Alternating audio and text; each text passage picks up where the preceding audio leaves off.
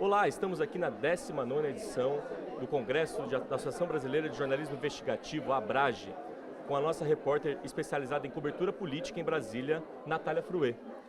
Natália, eu queria saber, a princípio, por que você escolheu ser repórter de política em Brasília?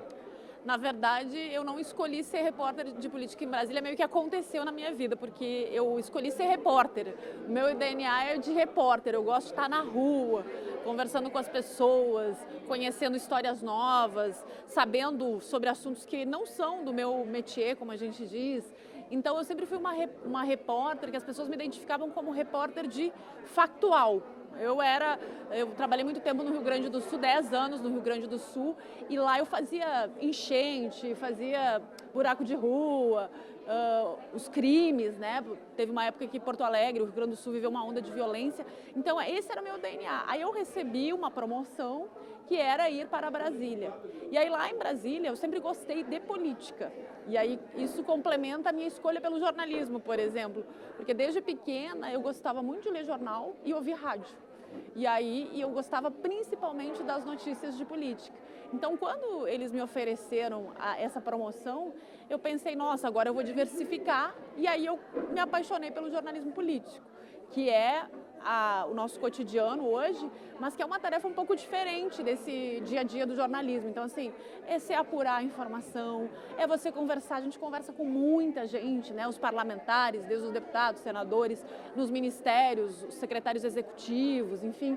Então, a gente tem que falar com muita gente e ficar o tempo todo sabendo do que estão negociando, planejando, principalmente nos bastidores. Então foi aí que eu comecei a focar no jornalismo político. E qual é a relevância que você considera da cobertura, né, dessa investigação, né? A gente está no Congresso de Jornalismo Investigativo, essa investigação do poder em Brasília, para a população brasileira? Pois então, você sabe que quando a gente fala de investigativo, parece que é só aquelas pautas que a gente vai lá e apura uma denúncia, mas é importante ter um olhar diferenciado também para o cotidiano, né?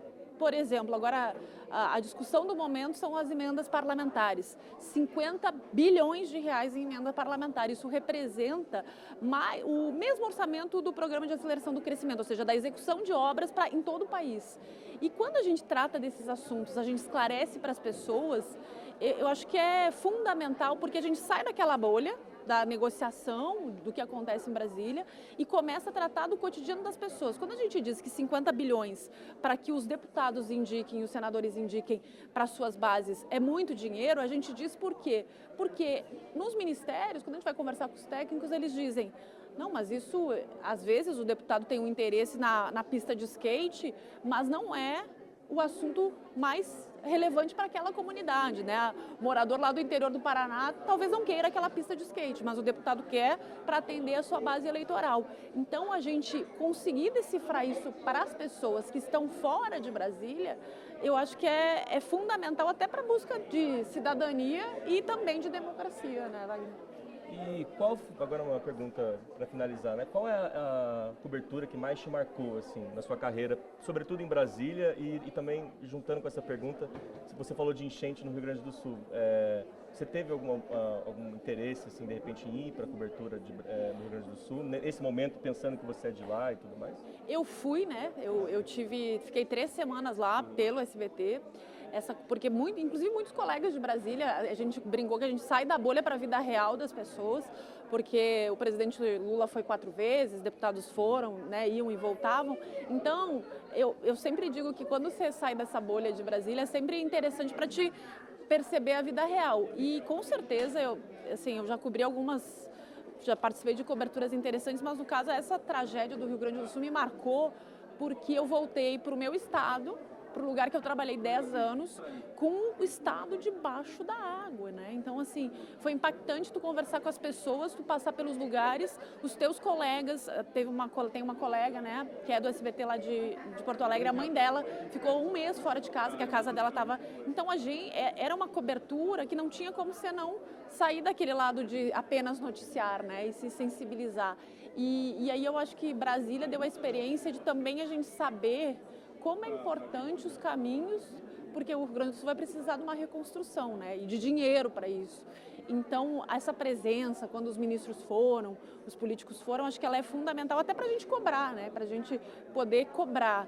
E aí você falou de outras coberturas que me marcaram, eu cobri a eleição de 2022, né?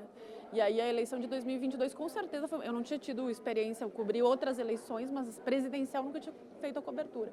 Então foi muito importante essa cobertura, porque com certeza, desde a redemocratização em 1984, eu acredito que a eleição de 2022 foi a mais importante para essa discussão de que sociedade a gente quer ter e de que país a gente quer ter e sobre também democracia, né?